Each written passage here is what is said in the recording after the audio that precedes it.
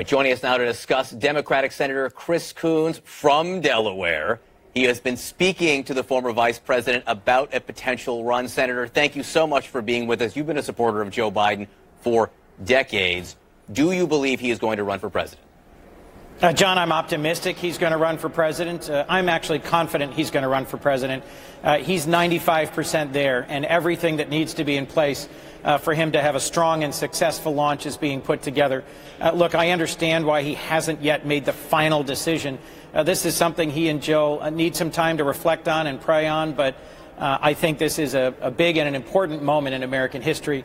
The former vice president has a huge reservoir of experience, both in the Senate and as the vice president in the Obama-Biden administration.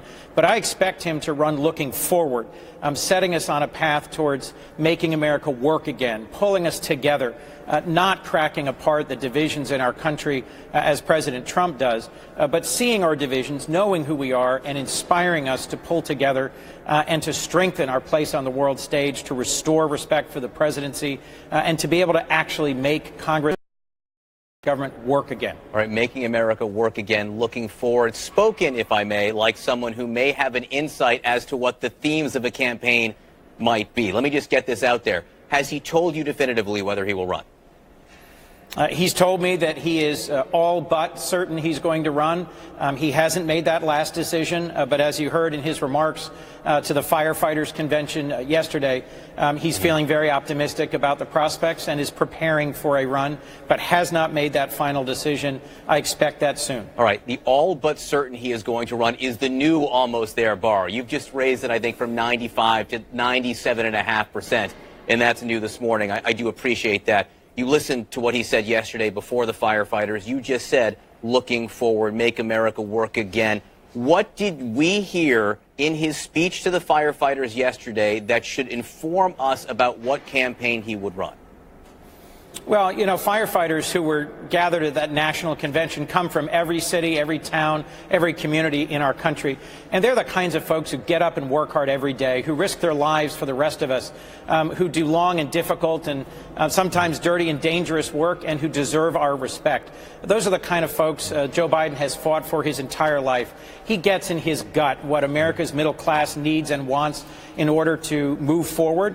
He knows and understands the complexities of American society, the ways in which we do have some differences and challenges, but he's never seen those as something that he should exploit for political advantage.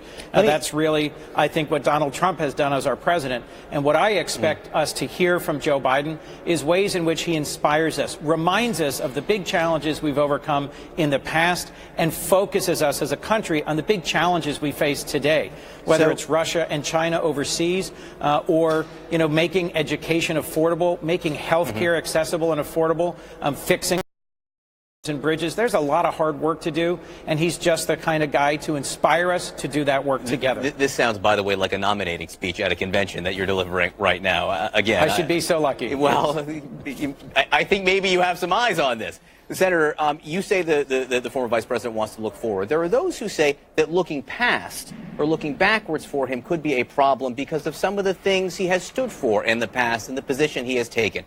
Last week, the Washington Post wrote about his positions on busing, which were known. I mean, we all knew where he stood on busing, which was controversial in the 70s. But some of his language really is, I think, perhaps surprising in the prism of 2019. Let me just read you something he said about busing way back in 1975. I do not buy the concept popular in the 60s, which said, we have suppressed the black man for 300 years, and the white man is now far ahead in the race for everything our society offers. In order to even the score, we must now give the black man a head start or even hold the white man back to even that race. I don't buy that. How much do you think he needs to explain that statement today and where he has been on the past on issues like that? Well, I look forward, John, to the opportunity to defend what was Joe Biden's strong record of public service, of leadership in the Senate of the United States. But I don't expect him as a candidate to be spending his time relitigating things that were said or might have been said 3 or 4 or even 5 decades ago. Obviously, the United States is in a very different place today. Race relations are different. The challenges we face are different. I grew up in Delaware. Busing was very challenging, very divisive. But ultimately, in the state of Delaware, we've made enormous progress. And Joe Biden was someone who, in his entire career in the Senate, was a tireless advocate for civil rights. I could cite you chapter and verse the bills he led, that he co-sponsored, that he wrote, the ways in which in his decades of public service he has fought for racial justice. But I expect him to move forward and talking about how we're going to tackle the changes ahead of us. I want to get one question in on really some stunning breaking news this morning, and it has to do with the Boeing 737 MAX 8 aircraft. Around the world, countries, entire continents have grounded this plane, but not the FAA. Not in the United States. Given these two accidents in less than 5 months, given the breaking news overnight that pilots had expressed concerns in the United States about the safety of this plane, do you think the FAA needs to ground the 737 MAX 8? John, I think they need to be conducting their accident investigations as quickly and thoroughly as is possible.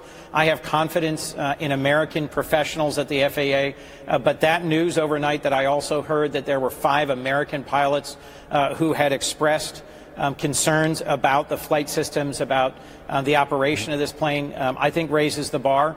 And it's my hope that the FAA will make a decision to ground the planes soon, and that they will conduct, in the interest of public safety, a thorough investigation promptly. All right, Senator Chris Coons from Delaware, thank you for being with us this morning.